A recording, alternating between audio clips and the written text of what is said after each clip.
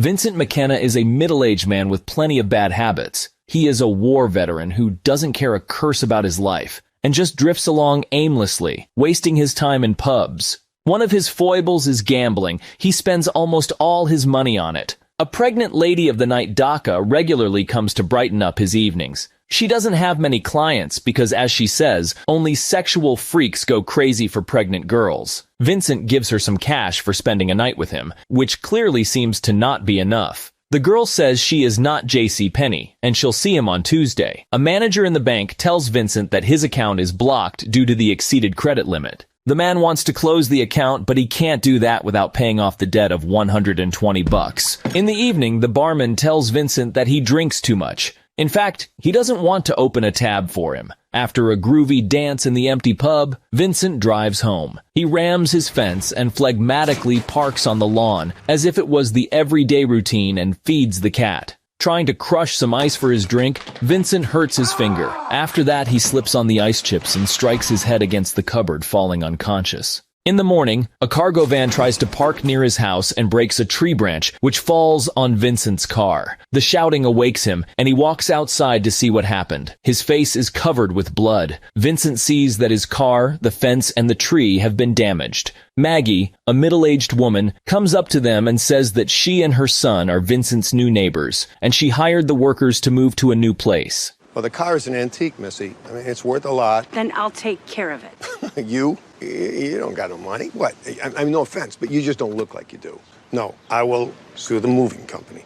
You can buck up for the fence and the tree. She agrees to pay for the damaged fence and tree. In the morning, Maggie takes her son to the bus stop from where he has to go to school and checks if he got his keys and phone. She says that she can't pick him up, so he will have to get home by himself. Oliver enters his new classroom at St. Patrick's School. Children greet him, and the teacher asks Oliver to say a prayer, but Oliver tells him that he is a Jew. It turns out that his classmates represent different religions, and all faiths are welcome here. Oliver says a prayer of 3 words and takes his seat. The subject of the lesson is Catholic saints. Meanwhile, Vincent bets on the races. He lost and is upset. A guy approaches him, takes his beer, and says that since Vincent keeps losing, he'd better get used to it and pay off his debt. Vincent is broke, so he asks for a month of delay. The guy compromises and gives him 2 weeks. It's gym class at school, and Oliver's having a hard time. The teacher even asked if he had exercised before. In the locker room, Oliver gets bullied by a classmate, and his locker is empty. He leaves the school wearing just a vest and shorts. After roaming around a little, Oliver gets to his house but finds out that the keys are in the stolen clothes. He tries to get inside through the basement window and over the fence, but he can't do that. Then, Oliver goes to their neighbor to call his mom, but she can't pick up the phone, and he leaves a message on the answering machine, saying that he has to stay with their neighbor, an angry old man. Vincent is not willing to talk. Maggie calls back, hoping that Oliver can stay with him for a while and do his homework. But Vincent doesn't want to be a babysitter for free, and asks for $12 an hour. Oliver's mom has no choice, and agrees. Vincent's cat purrs in Oliver's hands, and Vince says the cat doesn't like random people, but the kid knows how to make nice with animals. For dinner, Vincent offers his variant of sushi, made from hard biscuits and canned sardines. When Maggie comes for her son after work, Vince doesn't want to communicate and takes the money without giving the change. He asks how comes that Oliver's left unsupervised and where his father was. Maggie explains that they just moved here, and they didn't get along with his dad quite well. Vince is willing to keep an eye on the kid for a couple of hours a day for a fee. The price would be the same if he has to feed the kid, and $11 per hour if Oliver brings his own meal. Maggie agrees. At home, Maggie and Oliver discuss their new nanny. Oliver says he's kind of fun, if not being so grumpy. In the strip bar, pregnant Daka does her pole dancing. It's getting pretty hard for her, but she doesn't even have money for an ultrasound scan. Can't dance no more. Well, that's a surprise. I need the money, Vin. This stupid bump is costing me much money. He's gonna cost you a lot more pretty soon. At school, kids study the concept of a saint. They tell how they understand it and what famous saints they know. Maggie's going to go and pick her son up, but she has to substitute another employee at the hospital, and she's forced to ask Vincent for help.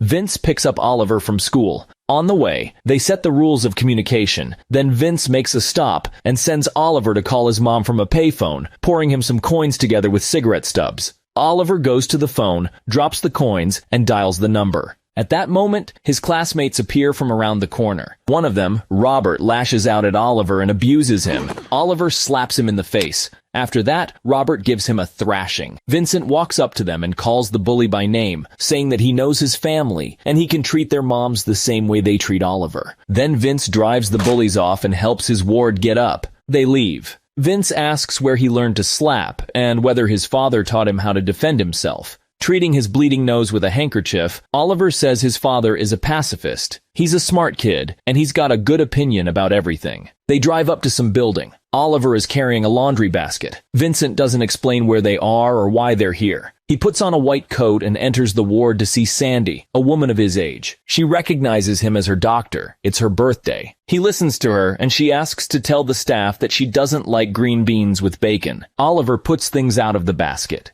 Vince finishes the survey and tells her that she's beautiful, and Oliver says the same. Then they take her things, but Anna, the girl at the reception, says that they can wash them themselves because they have a laundry. Vince says that Sandy likes broccoli. She doesn't like the string beans. I'll make a note, Vin. What'd she prefer? Broccoli. Broccoli's good. Vincent teaches Oliver how to defend himself. Oliver doesn't know how to do this at all, and he doesn't really want to, but Vince thinks it's necessary. With a cigarette and a glass in his hands, he begins to teach the kid. After work, when Maggie walks to her car, Maggie Bronstein. I have mace! Okay, I've got papers. a man approaches and hands her a subpoena from her ex-husband. When she comes to take Oliver, he's sleeping on the couch. Maggie is crying. She's upset by the news of the upcoming trial. She realizes that her husband will seek custody of their son. During the ultrasound scan, Daka learns that she has the girl. She's very pleased to know that. They can't use Vince's insurance to pay for the procedure, and he gives $20 in cash. When Maggie comes for her son, he mows the lawn in Vincent's backyard while he sleeps. Mom's surprised, but that is Vince's way to teach life to the kid. Oliver likes to mow, even though there's not much grass there. During the gym class, Oliver gets attacked by Robert, who smashes his nose with a ball. Oliver gets wild and lashes back at him, screaming and calling him names. He punches the annoying bully in the face and knocks him out. After school, he rushes home to announce this small victory to his mentor. Daka meets him at the door. Oliver demonstrates the blow to Vince several times. Oliver asks who Daka is and gets an answer that she is a lady of the night. Vincent takes Oliver to the races and teaches him how to bet. Their horse wins, but Vincent asks the kid to pretend that they lost, because Vince owes cash to a loan shark who's looking at them right now. They take their winnings and run to the car. They come to the bank, where Vincent hands over the money to the manager and asks him to settle his debt and open an account in the name of his grandson. They're having a great time, eating ice cream and fooling around in the bar. Meanwhile, Maggie's got a message from the principal, who said that Oliver got into a fight. She's trying to reach Vince, but he's not at home. He's at the bar with Oliver. The boy asks the bartender for more cola and his nanny for more booze. The bartender says that he is out of bourbon and this place isn't for kids. Vince finishes off his glass and accidentally breaks it, hurting his hand. Oliver's mom is waiting for them outside the house. She's upset, having no clue where her son is. She asks Vince if he knows anything about the fight at school. Yeah, Oliver said something to him, Vince replies. She wonders why she doesn't know anything about this, and Vince says that's because she's at work all the time. Maggie pays for the cab, because no one else cares to do that. She comes to meet Oliver's principal and teacher. They ask about their family environment and where the father of the kid is. Maggie tells them that his father is a womanizer and she had to divorce. He never wanted kids, and she can't have a baby herself, so Oliver is their adopted child. Now her ex-husband is going to seek custody of Oliver in court, and he's likely to succeed since he's a lawyer. Maggie really wants her son to keep going to this school. Initiators of the fight, Oliver and Robert Oczynski, scour the toilet bowls. Nasty work unites the boys. They no longer get mad at each other but have a heart-to-heart talk. Robert says that no one calls him by his name, because last year Brother Garagity called him Oczynski, and everybody took that up, which he doesn't like at all. Oliver tells him that his father did bad things to his mother, and they left, so now he doesn't see his dad at all, but misses him very much. Robert gives Oliver his keys and phone back. He asks if Dad taught him to fight like that. Oliver says that it's his babysitter. Your dad won't touch you at a fight? No, my babysitter. At the care home, Vincent takes Sandy to the lake. They get along quite nicely. At some point, Sandy calls him by his name as if she remembers it, but then immediately switches to another thing. The care home's manager says that it's an expensive place, and Vince needs to pay regularly, but Vince has a problem with that. Vince has to pay 3 months in advance, but he's able to give only 20% of the sum on his word. That will not do it, so he'll need to find another shelter for Sandy. Vince asks Anna to put flowers in Sandy's room and insists that she take some cash from him for her efforts.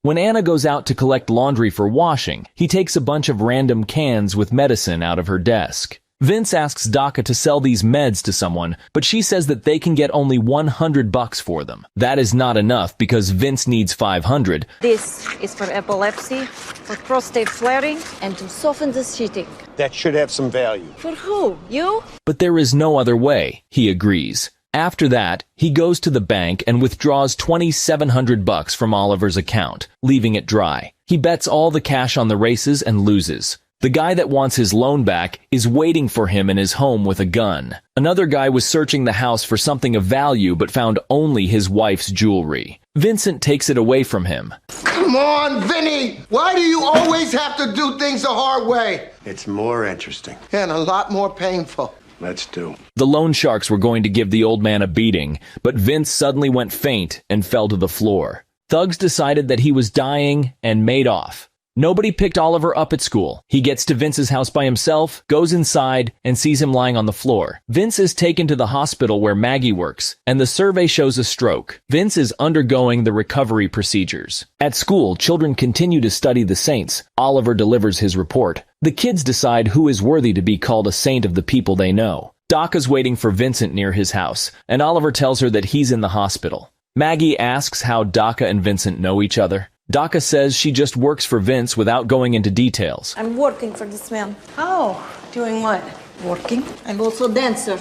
In the hospital, Vince is learning to talk anew. He struggles very much, but still manages to say that he doesn't want to see that dipshit anymore. That's how he calls the doctor. Out of spite, he flings his stuff to the floor. Today, he has to study for another hour, and his friends are going to have a bite. Daka asks Maggie to give her some cash to get a snack. Is that Vince? Baby? Yeah. I like to stay away from the whole situation. She buys a candy bar from the vending machine, takes another 2 for free, and treats Maggie and Oliver. Daka keeps Vincent's house clean and tidy, and Oliver helps him to study. And the opposite is true. All of Vince's friends teamed up and help him together. Everyone does what he or she can. Oliver managed to bring Felix to the hospital, so Vince got a chance to see his pet. They raced each other in wheelchairs and Vince managed to win. It's time to go home. Vincent walks with a stick. He sees his apartment nice and clean and asks where all his mess is. Where's my dirt? Out of habit, he tries to find the TV remote under the chair. Daka opens the closet with her foot to give the remote to Vince, and then immediately returns it to its place. She cooked a healthy meal he wasn't used to. Now Daka will be living with Vince in his house to take care of him. For that, she'll be paid $15 a day plus food and lodging, and nothing else. And we don't bump the ugly parts no more, okay? So don't ask. You're too old for this, and I'm too fat. In the courtroom, Maggie answers the judge's questions. The judge asks who Vincent McKenna is. Maggie says that he's their neighbor, and she pays him for working as a babysitter for a couple of hours a day. The judge asks if she knows that he is taking her son to the racetrack and the local bar. Maggie is confused, and it's clear that she hears about it for the first time. The judge takes out a folder with photos of Daka and Oliver, and Maggie says that Daka works for Vince. Oliver whispers to his mother that Daka is a lady of the night, and even the lawyer is stunned by this fact. Your Honor, I need a few minutes to confer with my client. I imagine you do. After the trial, Maggie talks to her son resentfully. She can't wrap her head around horse racing, bars, and a stripper, but Oliver has learned that everything makes sense. The horse betting taught him some math, time spent in a bar is like sociology, and Daka's lifestyle is about biology and commerce. Maggie's in a hurry to see Vince. She's mad at him, and thinks it is his fault that both parents now have custody of her son. But Vince says it was her mistake to entrust Oliver to a man like him, and the kid needs some more than an overworked mother. Maggie says that Oliver will never come again and leaves. Vince's answering machine has 7 messages. They're from the care center. Anna says she has some bad news about Sandy. Vincent immediately understands everything. He feels weak and cries openly. Daka takes him to the care center. There's another woman in Sandy's room. The manager gives Vincent a box with a sign saying Sandy McKenna. It's all her things. Vince wants to know where Sandy is. He is told that Sandy died a few weeks ago, and since they couldn't reach him, they did everything as he ordered and cremated her. Her ashes are in the box. Vince is heavily depressed. Vince and Daka are on the beach where he used to sit with Sandy. They now just enjoy the tranquility of this place. Maggie picks up Oliver from school. The woman named Imelda is following them everywhere. She was hired by Oliver's father to look after the kid. Now Oliver has to move between towns from Maggie to his dad and back, but he's fine with that. Oliver tells his mother that he knows about his father's regular cheating, and she is very surprised to hear that, but she herself revealed it to many people. And besides, this is in her Facebook status. Vincent's sitting in the backyard. Oliver comes in, and Imelda gives him 1 minute to talk. Oliver learns that Sandy has passed away, and condolences Vince's loss. Vince says that he never understood the meaning of these because one could simply ask what she was like, how much he misses her, and what will he do now. Oliver listens with tears in his eyes. Vince tells Oliver not to live the life as he did, and find his own way.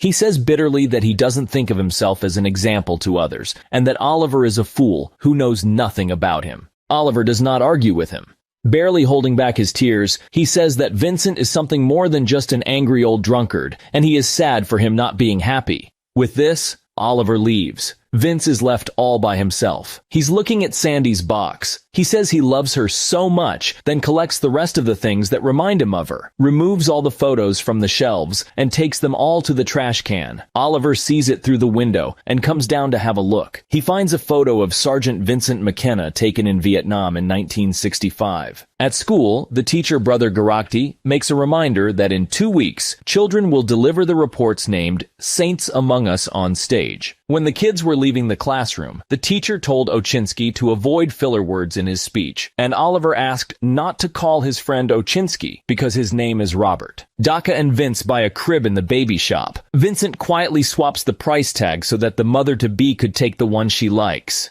Daka prepares to become a mother and reads relevant literature. And Oliver is gathering information about Vincent McKenna. He talks to his acquaintances in the bar, views his photos, interviews Anna at the care center, and asks Daka about him. Together with Almenda and Robert, they repair the broken fence near Vince's house. His father picks him up after school, and Oliver is happy about it. It's a big day. Oliver's going to deliver a report. His mom took a day off from work to help him prepare and cook breakfast. Oliver says he loves her, and his mom says the same. They're having breakfast together. In Vincent's house, Daka runs down the stairs and yells that her water just broke and they need to go right away. At school, the seminar named Saints Among Us begins. Brother Garati makes an opening statement and gives the floor to the first speaker.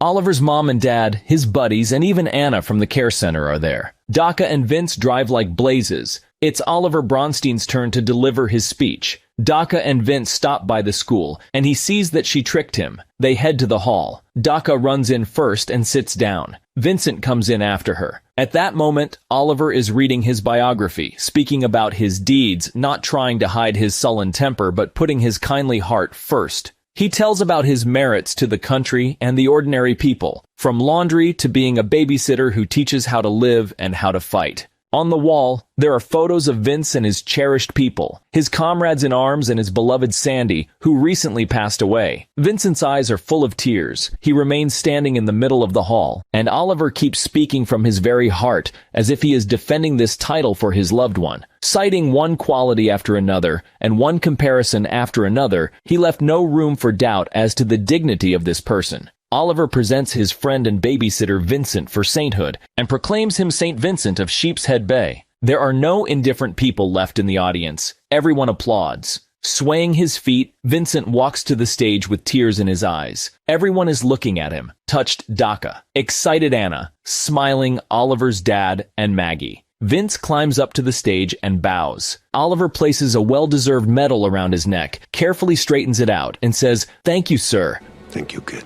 They hug while the whole audience acclaims them, and it looks very soulful and magnificent. Later at the hospital, Oliver shows what Daka taught him and cheats the vending machine. But Vince says it's theft, and Oliver pays for what he got. Vincent is invited to Daka's ward. She gave birth to a beautiful girl and is very happy. There's a family feast at Vincent's house. Daka serves pasta and everybody chats in good spirits. Oliver asks Vince to say a prayer before the meal. Vince goes silent for a moment, then says that he'd better not, and resumes eating. Later in the backyard, Vince sings a song that plays in his headphones. He takes a cigarette out of the stash and enjoys the moment. Let us believe that he enjoys his life either.